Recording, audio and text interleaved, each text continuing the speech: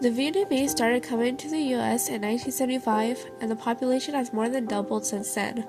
After the fall of Saigon, 130,000 Vietnamese were admitted into the country after President Ford signed the Indochina Migration and Refugee Assistance Act of 1975. Most of them were tied to the U.S. military or South Vietnamese government. The Indochina Migration and Refugee Assistance Act was a resettlement strategy for individuals fleeing persecution and for the admission of immigrants, no matter what status. One of the main factors that pushed Vietnamese out of Vietnam in the 1970s was the Vietnam War. The Vietnam War was an armed conflict between northern Vietnam and southern Vietnam that lasted around 2 decades. China and the USSR supported northern Vietnam, and the United States supported southern Vietnam. Northern Vietnam eventually won, making the U.S. feel like they lost the war. In the 1980s, hundreds of thousands fled by sea, arriving in multiple different countries, though half of them ended up in the U.S. These people became known as boat people, as they were put on dangerous, overcrowded boats due to persecution. Due to the conflict and disturbance of the war, many were forced to migrate to a different location to seek refuge. As South Vietnam's ally, the United States aided migration through programs like the Indochina Migration and Refugee Assistance Act. The U.S. had sent 541,000 American soldiers to Southeast Asia at the time, which began the involvement with the Vietnamese. Most Vietnamese that immigrated were women, and most of them were married to someone in the American military. Thus, legislation called the Refugee Act of 1980 supported the refugees of Vietnamese women and children of American servicemen. Before the war, only 605 Vietnamese were known to be living in the U.S. After the war, hundreds of thousands of Vietnamese were living in the U.S. The Vietnamese had chosen the United States as a perfect destination to settle in because of safety, refugee assistance programs, family reunification, and economic opportunity. The U.S. had offered safety and refuge from persecution through programs that facilitated legal and safer immigration, like the Orderly Departure Program. Like every ethnic group coming to the U.S., the Vietnamese that were already in the U.S. told their family members back in Vietnam about the great opportunities in America. So when the U.S. military was aiding the people in Vietnam, many would choose to migrate to the U.S. to reunite with their families, as well as seek better opportunities. Luckily, during the late 1970s, many economic opportunities like jobs were available, giving the Vietnamese a promised life they were told. Lastly, legislation like the Amerasian Homecoming Act of 1987 enabled children of American servicemen and Vietnamese mothers to immigrate. Arriving in the U.S., the Vietnamese encountered many difficulties, like language and cultural barriers, economic hardship, trauma, social isolation, and family separation. Most people came to the U.S. with minimal financial resource and lost possession of belongings and careers back in Vietnam. They had to go through dangerous journeys to escape war conflict back home and then travel on a boat across the ocean with many other migrants. After leaving on land, they had to suffer in refuges, leaving them with a lifetime of trauma. New arrivals are usually spread out across the U.S., with only a few individuals in a certain area. The U.S. believed that this would make the country more diverse to prevent segregation. However, they ended up facing discrimination because they were the only Vietnamese individuals in the area. To add on, many family members stayed in Vietnam, so individuals were separated from their families, and in some cases, it would take years for them to reunite again. Due to all of the difficulties they faced, the Vietnamese refugees engaged in a second migration.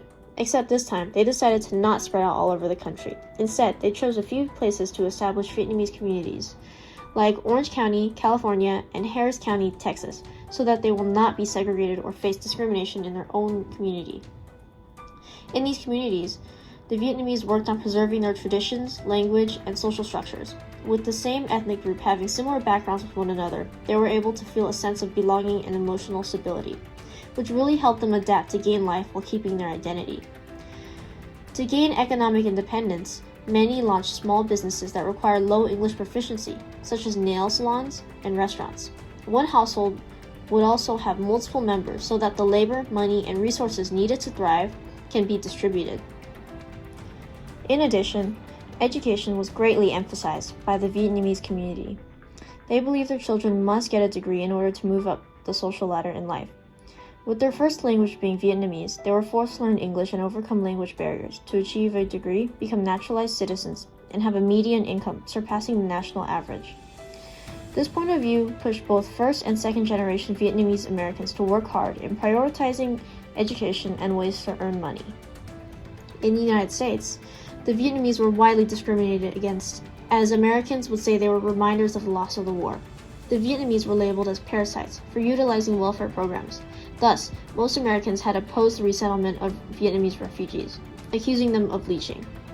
Vietnamese were also seen as second-rate citizens due to their language barrier and struggles to navigate American society, which gave them a hard time in housing, jobs, and education. Some reported facing violence from refugees, leaving them with xenophobia from American society.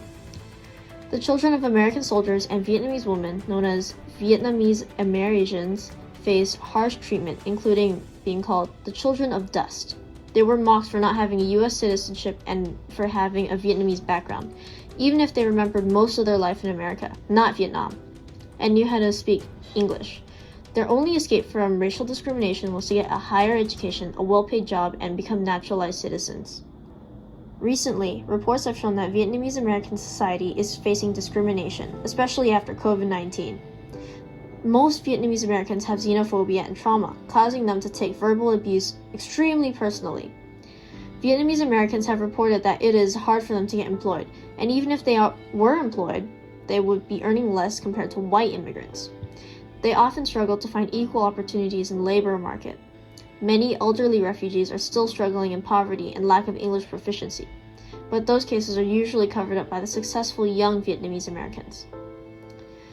The most recent concern is the increase in ICE enforcement actions against Southeast Asian refugees, leading to widespread fear and community-led fundraisers for legal defense. Moving on to Vietnamese current status, there are about 2.3 to 2.4 million Vietnamese Americans in the U.S., making them the fourth largest Asian American group in the U.S. Their median household income is about $88,467, which is about 10% higher than the U.S. national median household income of $80,610. Moreover, both the poverty rate and unemployment rate has dropped a lot over the past years. The poverty rate of Vietnamese is 11%, and the unemployment rate is 3%. Approximately 36% work in management, business, science, and arts. This makes Vietnamese significant in financial growth for national averages. Education levels of the Vietnamese, especially U.S.-born population, are also trending upwards. 32% of Vietnamese Americans have a bachelor's degree or higher, with 55% being U.S.-born and 22% being foreign-born. However, the population is highly concentrated in a few locations, with most settling in California and Texas, and some in the southeast U.S. From being refugees to thriving in a new country, the Vietnamese have certainly achieved a lot over these few decades. Today, the Vietnamese have high rates of homeownership, employment, and income that exceeds both native-born Americans and other ethnic groups. They have learned how to integrate into American society and create thriving businesses. The Vietnamese have shaped what America is like today. What would America be like without them? I know it's been a while, sweetheart. We hardly talk. I was doing my thing. I know I was fair, baby. Hey, babe, lately you've been all on my brain. And if somebody would have told me a month ago, front and oh, yo, I wouldn't want to know. If somebody would have told me a year ago,